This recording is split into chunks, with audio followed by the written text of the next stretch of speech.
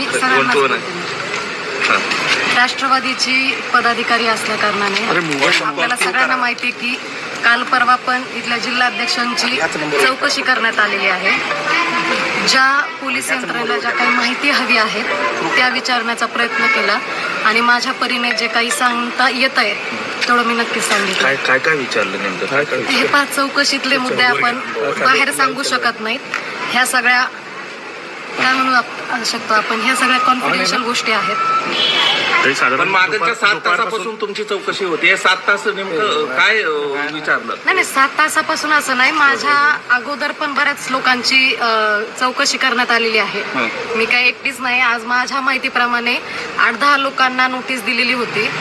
त्याच्यामुळे मला जे काही विचारलेलं आहे हेच की पक्षांतर्गत आम्ही एकत्र काम करत असताना ज्या काही माहिती पोलीस यंत्रणेला पाहिजे असतात त्या आम्ही सांगण्याचा प्रयत्न केलाय. केवळ आपले पॉलिटिकल संबंध असल्यामुळे तुमच्याशी विचारणा झाली की काही फोनवर कॉन्टॅक्ट झाला होता किंवा कॉल रेकॉर्ड्स मध्ये आपलं नाव आहे रेड मध्ये, या सगळ्या संदर्भात आपल्याला बोलवलं होतं? नाही, आता पक्षात काम करत असताना संपर्क असतो, बोलणं होत असतं, अनेक वेळा भेटीही होत असतात.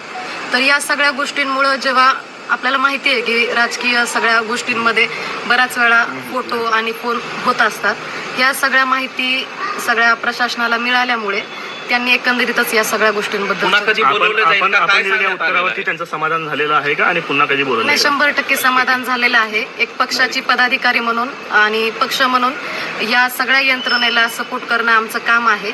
आता तरी मला काही कल्पना दिलेली नाहीये, पण जर मला यदा कदाचित पुन्हा बोलवलं तर नक्कीच मी येईल. नाही, नर्वस नाही.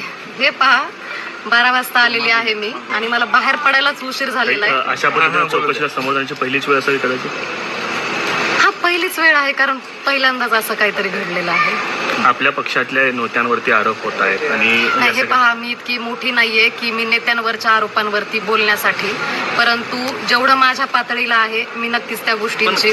तुम्हाला कशामुळे बोलवण्यात आलेलं होतं? काय मध्ये हे झालं? मी तेच सुरुवातीला सांगितलं की पक्षाचे पदाधिकारी आहे, जे संबंधित व्यक्ती आहेत ते देखील सगळे पक्षाचेच आहेत.